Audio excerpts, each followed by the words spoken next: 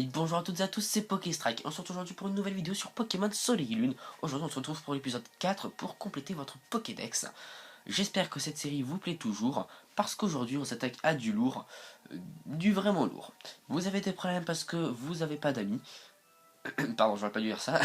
Euh, bon, vous pouvez pas faire d'échange, c'est très con. Et ben moi j'ai la solution pour vous, parce qu'il y a certains Pokémon qui peuvent se trouver par renfort.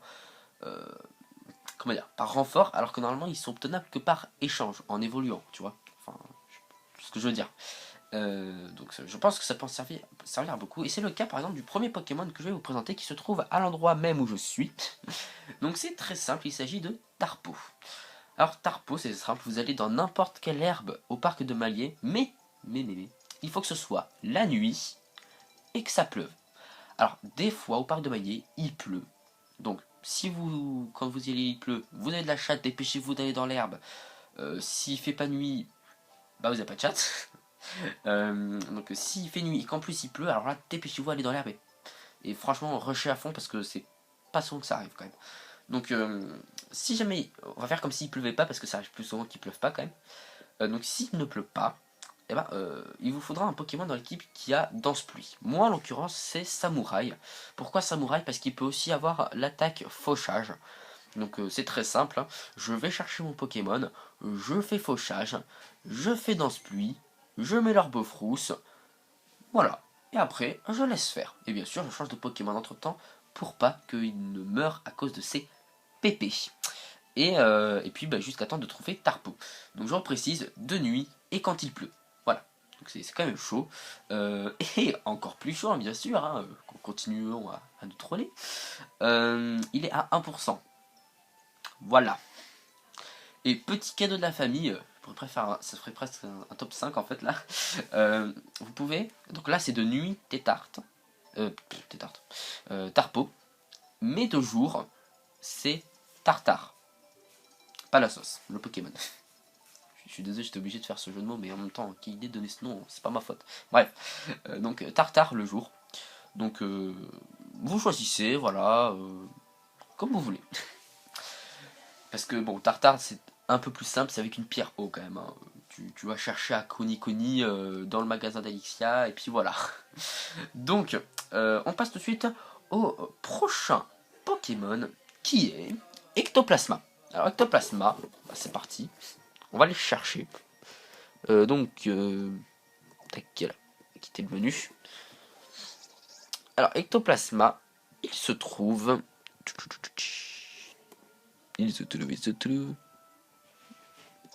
J'ai paumé l'endroit. J'ai littéralement paumé... Ah non. J'ai trouvé. Alors, vous allez au village Toko. Il n'est pas trop le village Toko, mais vous allez comprendre. Vous allez comprendre. Ne vous inquiétez pas. En tout cas, j'espère, bon, vous avez sûrement remarqué que j'ai fait un layout aussi spécial pour cette série. J'ai fait un layout spécial pour mon let's play et j'ai décidé, tant que je suis dans ma lancée, hein, autant faire des trucs beaux. Donc je me suis dit, vas-y, fais-en un aussi pour ta série complétant de Pokédex. Donc j'espère qu'il vous plaira. Donc, c'est parti. Ectoplasma. Il est trouvable. J'y vais de ce pas. Hein. Au site de Bradley Prix. Celui, en fait, c'est le lieu de l'épreuve contre. Comment il s'appelle déjà? Margie, voilà, cherchez le nom. Oula, excusez-moi, je bouge un petit peu, j'espère que ça se verra pas trop dans la vidéo. Donc, Margie, voilà. Donc, vous marchez tout simplement dans le site et il faut que vous trouviez un spectrum. Une fois que vous avez trouvé votre spectrum, vous partez à la chasse à l'ectoplasma. Et oui, parce que Spectrum peut appeler Ectoplasma en appel à l'aide. Et alors, vous me direz, ouais, mais PokéStrike, t'es bien marrant, toi, mais Ectoplasma, on s'en bat les couilles, on n'a qu'à faire évoluer. Oui, petit malin, mais Ectoplasma, il évolue que par échange. Et si, comme je le dis au début de la vidéo, tu n'as pas d'amis, RIP,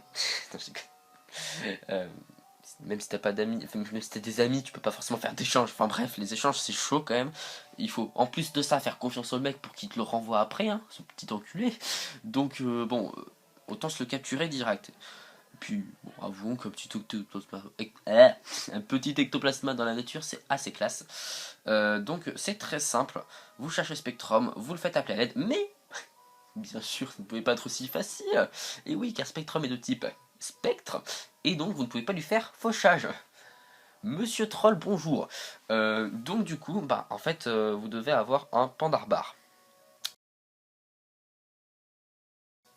Ouais, un Pandarbar.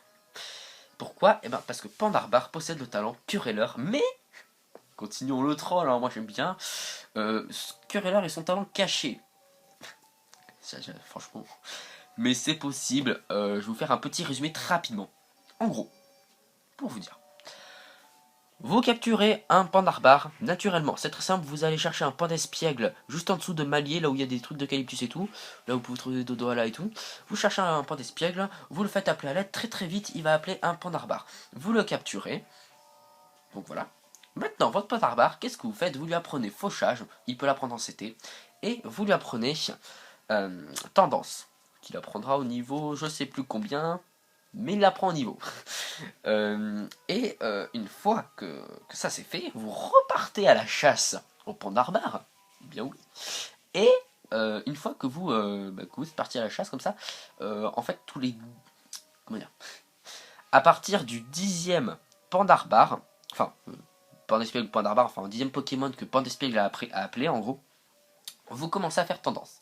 Parce ce qu'il faut savoir, c'est que en Battle SOS, c'est-à-dire à l'appel du renfort, à partir de 10 Pokémon appelés, vous avez 10% de chance que le Pokémon ait son talent caché. 20, 20%, 30, 30%, 40, et ben non, pas 40%, ça s'arrête à 30%, t'es baisé.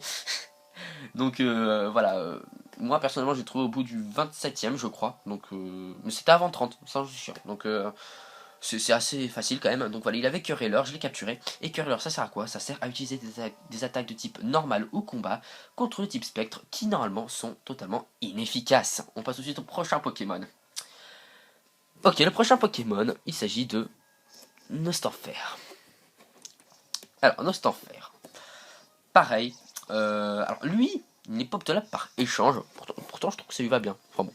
On peut pas dire vraiment que ça va un Pokémon d'être optable par échange, mais bon. C'est pas grave. Hein. Il faut que vous alliez à Pony et à la plaine de Pony, plus précisément d'ailleurs. Et ben, je m'y rends de ce pas. Oui, Nostanfer, c'est en fait il est obtenable en faisant évoluer Nosferatu avec du bonheur. Franchement, meilleure méthode d'évolution. Hein, merci Game Freak. Donc, tu ne dois me taper toute la route. Ok les gens, c'est bon, je suis à la grotte Koda. Alors allons-y. Entrons dans cette putain de grotte qui a complètement plagiat Pokémon X et Y, hein, littéralement. Mais on peut pas trouver ces cartes dedans. Lol. Donc, bah c'est très simple. Voilà. Nous sommes là. Nous sommes ici. Bon, en gros, dans la grotte Koda, en marchant, si vous n'avez pas de repousse, parce que là en l'occurrence moi j'ai des repousses, vous pouvez trouver multitude de Pokémon, dont des Nosferatu. Et devinez ce qu'il faut faire, gagner, il faut faire appeler à l'aide un Nostanfer. Donc je vous conseille de vous munir de pas mal de BMPO, pareil. Hein. Si ce n'est que Nostanfer sera quand même moins chiant, parce que pour le coup là on n'a pas de problème véritable. Là, pour le coup, vous êtes tranquille. Et en plus de ça, il est même pas à 1% comparé à Ectoplasma qui était aussi à 1%, je sais pas si je vous l'ai dit. Nostanfer, il est à 5%. Il est à 5%. Donc, ça va plutôt bien. Alors, bref, on passe tout de suite au prochain Pokémon, les gens. Qui est À vous, t'as envie de savoir. À vous, t'as envie de savoir. Et ben, je te le dirai pas. Mais non, je rigole, bien sûr, les gens. Le prochain Pokémon est Pikachu. Ouais, Pikachu. Voilà, j'avais envie de mettre Pikachu, la petite star de Pokémon, tout ça. Mais honnêtement, j'ai mis Pikachu parce qu'il est obtenable par bonheur. Et que le bonheur, comme je l'ai dit, c'est chiant. C'est très chiant. Vraiment, c'est le pire. Donc, vous allez... J'ai utilisé la méthode vraiment la moins rapide. Vous allez à Lily. et vous demandez à Lily. C'est faux, hein, bien sûr, vous n'avez pas demandé à Lily. Déjà, elle n'est pas à Lily, puisque no spoil, enfin si spoil, donc attention, elle est partie à Kanto. Voilà. Enfin bon, si quand même au mois de février vous n'avez pas terminé votre jeu, voilà quoi, c'est quand même un peu chaud. Donc vous allez dans ces herbes, juste à gauche de moi là, voilà. Et vous cherchez Pichu. Franchement ça va, il est à 5%. Bon ok c'est chaud mais voilà. Une fois que vous avez trouvé votre Pichu, vous le faites appeler à l'aide. Et par contre là, vous avez de la chance, il appelle très fréquemment des Pikachu. Là par contre je ne sais plus à combien de pourcents, mais fréquemment. C'est déjà ça. Donc bon au final voilà, Pikachu c'est pas forcément intéressant, même niveau stratégiquement et tout. Mais si vous voulez vous faire un petit Pikachu qui en plus est le seul Pokémon de la série à pouvoir faire son vrai cri, hein, lui n'est pas réduit à un bruit robotique, pauvre Pokémon. Et donc voilà, c'est plutôt sympathique. Et enfin les gens, le dernier Pokémon, eh bien il s'agit de Tenefix. Alors Tenefix, il est trouvable à la colline d'Ikarat. Je ne sais pas pourquoi j'ai fait cet accent, ça pue littéralement la merde. Donc il trouve la colline d'Ikarat. Et par renfort aussi, hein, vous en doutez. En fait, on a fait une émission spéciale renfort aujourd'hui. C'est génial, on est téléporté directement derrière les rochers. Je kiffe. Donc voilà, il faut que vous alliez ici. Donc vous marchez dans le couloir un petit peu. Et il faut que vous trouviez un Stracy. Uniquement un Stracy, d'accord? Peu importe de jour, de nuit. Tant que c'est un Stracy, ça va bien. Et une fois que vous avez trouvé votre Stracy, vous le faites appeler à l'aide et il appellera au bout d'un moment un Tenefix. Voilà, soit un Stracy, soit un Tenefix.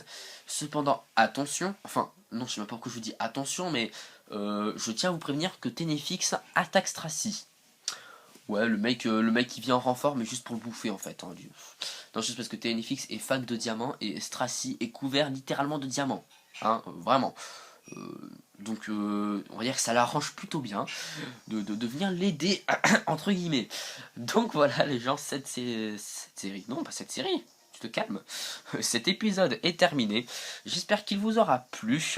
Il aurait été un petit peu plus long que d'habitude parce qu'il y a eu certaines exceptions pour certains Pokémon. Donc bah voilà, j'ai rien d'autre à vous dire. J'espère que cette série vous plaît toujours autant. En tout cas, vous pouvez vous abonner si la vidéo vous a plu, ça fait vachement plaisir. Laissez un petit pouce bleu, c'est super aussi, ça m'encourage. Ou un pouce rouge, sinon on va croire que je lèche le cul à ma communauté, et c'est un peu gênant. Et puis bah c'est tout. Et puis portez-vous bien, prenez soin de vous, et puis ciao.